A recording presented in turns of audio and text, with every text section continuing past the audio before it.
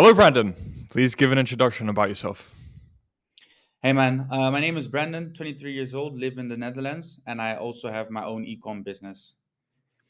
Netherlands. How's it like over in the Netherlands? I think it's pretty cold at the moment, right? And It's rainy very from what cold. I've heard. Yeah, it's very cold, and with the stuff going on now, yeah, it's not like the best place to be in right now. But since it's the cold period, I mean, grinding throughout the cold days isn't a big issue now, right? So yeah. Mhm. Okay, fair enough. And you say 23. Damn, wouldn't have expected it. Actually, look older.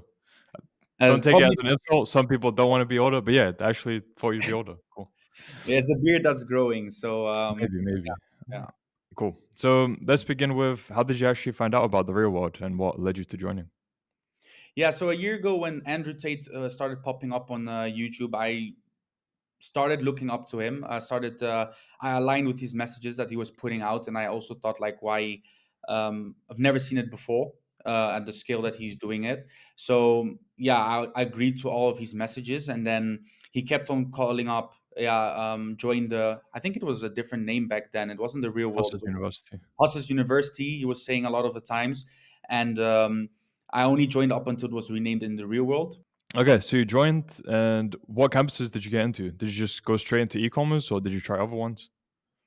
Yeah, so I was familiar with the word ecom, so I wanted to go into the ecom campus, and then I first thing I did was go through all the lessons. First, started gathering information from everything that was available, and then I started implementing it into my own ecom store. Yeah.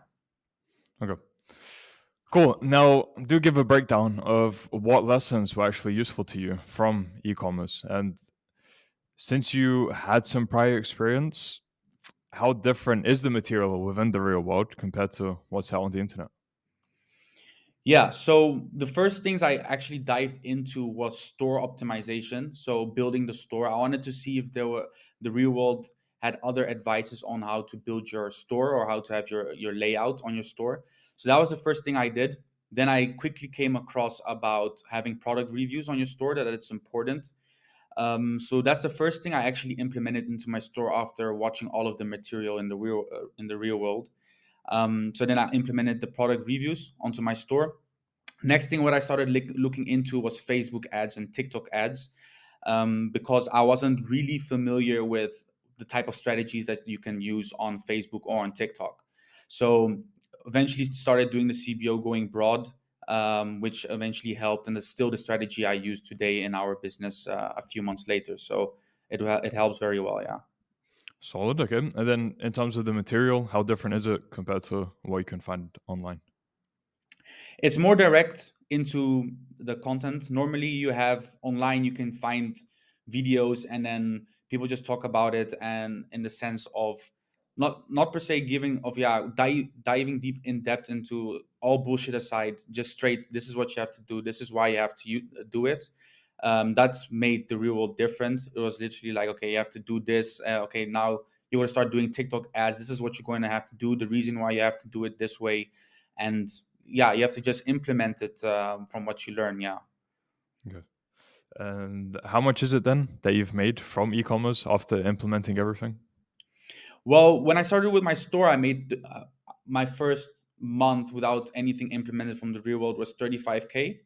Mhm. After implementing stuff that I learned from the real world, we eventually scaled up easily to first doing 80K in July 2023, and then in August I did my first 100K month um, in August 2023. So yeah, after implementing some of the strategies, it did help me to grow times three minimum. Yeah. Congratulations. 100K first month, as in a month that you generated 100K and you're 23 years old. So quite an achievement there.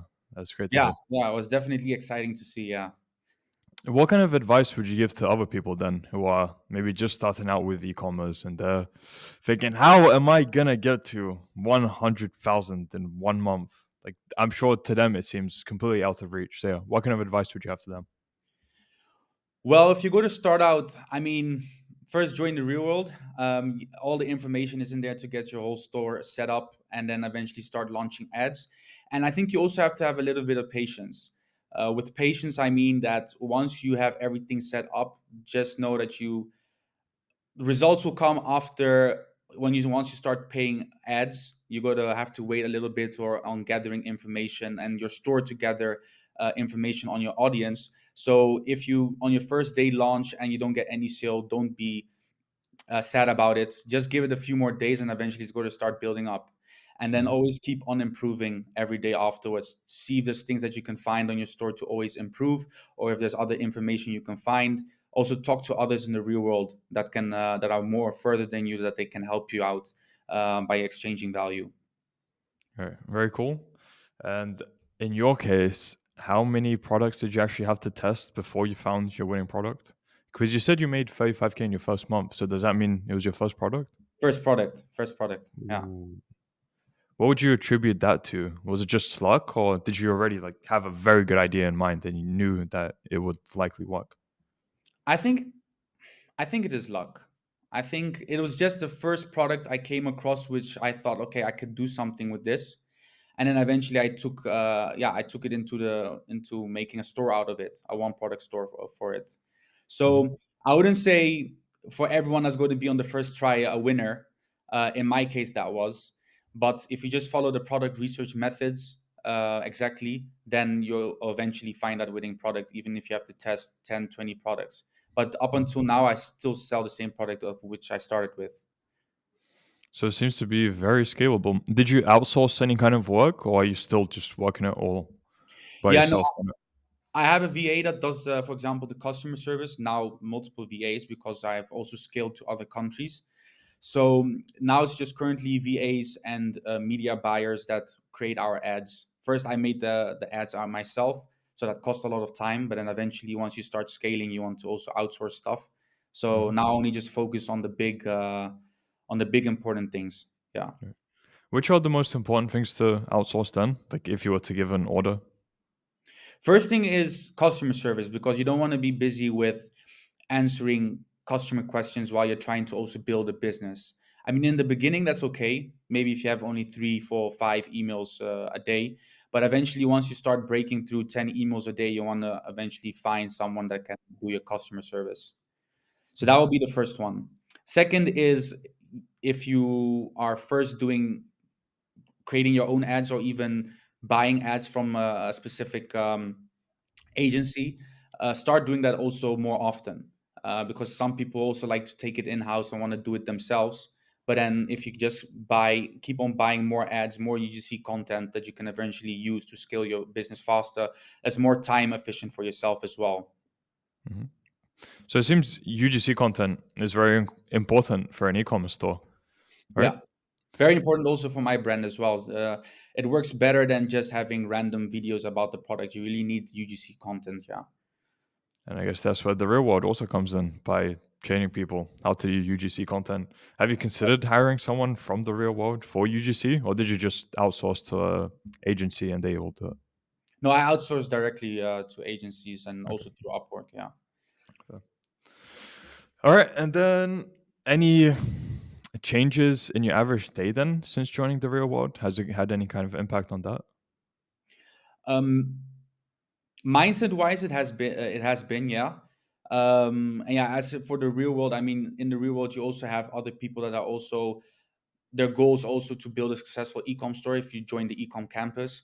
So you have people there if you want to talk to others, because for some people it can be a very, very lonely world sitting behind your PC day in, day out, building something.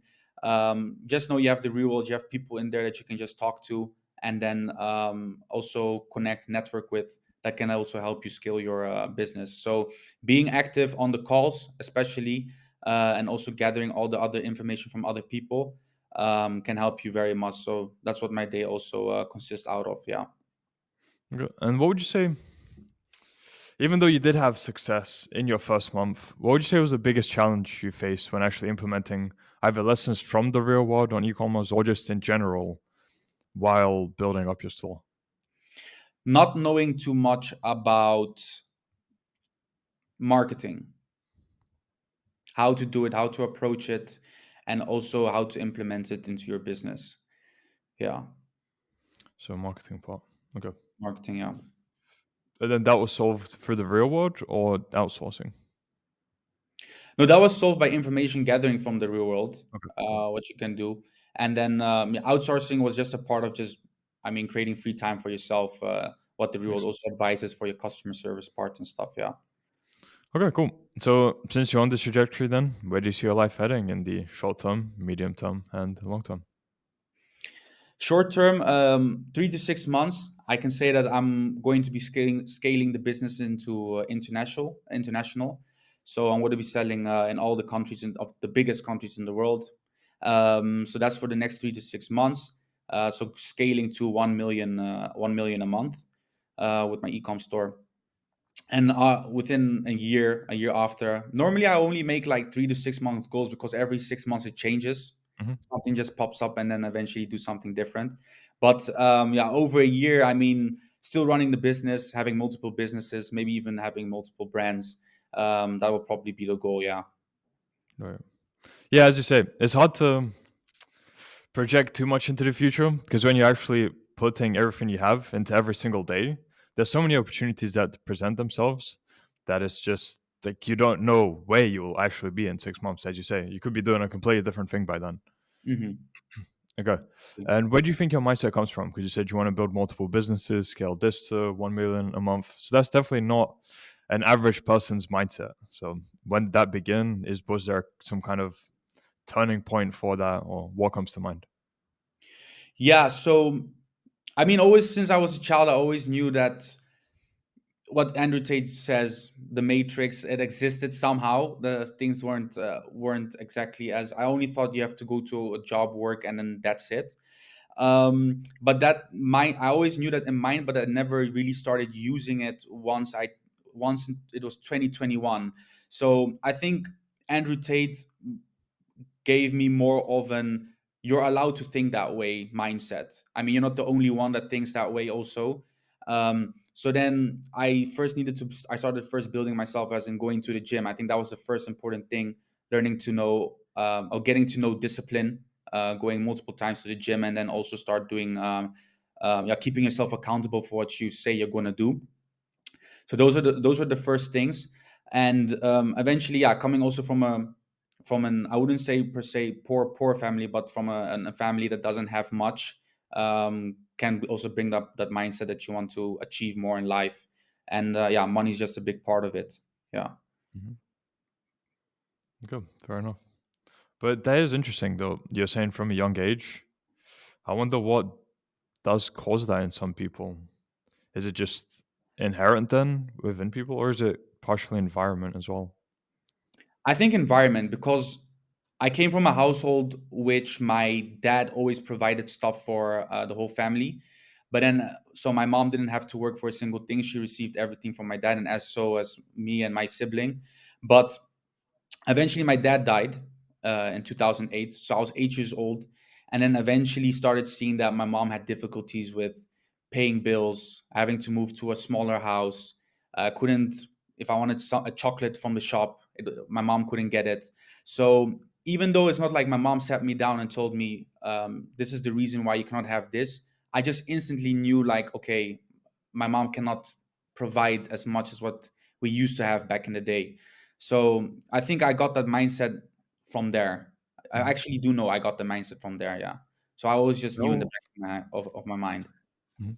How interesting is that we decide something as kids and then we just end up following it through the rest of our lives? Yeah. Yeah. You're right. Because it was fairly similar with me as well, but not in terms of anything with father, Hmm. but just growing up in poor background. Like at some point, you just decide, I'm tired of all this, and I don't want to live the rest of my life like this. I want to basically escape from it. So you decide that maybe you want to be an entrepreneur or have your own business, and from there, just that's where your life starts heading. Yeah. So, Yeah. okay, I mean, cool. Yeah. nowadays you even have, yeah, I mean, you have everything online, right? So I think in my teenage years, what didn't pop up like, okay, why don't I just start doing this, is because I did not know. I always Mhm. had the question in my head, what should I do? How am I going to get rich? That was something that back then you didn't like know, like, okay, you can do ecom, for example, or you can start doing copywriting. That wasn't something promoted largely back then. So who knew, the people who knew, and the people who Yeah. didn't. But nowadays, it's, I mean, fairly easy, except in the and with social media around. Right. And you have the real world. So And yeah, yeah, true. especially for Yeah. you younger guys. Like if I had this at 16, it would be Wow. huge. And I'm sure you feel the same way as well. Exactly. Yeah. Okay, then what kind of an impact has Tate had on you?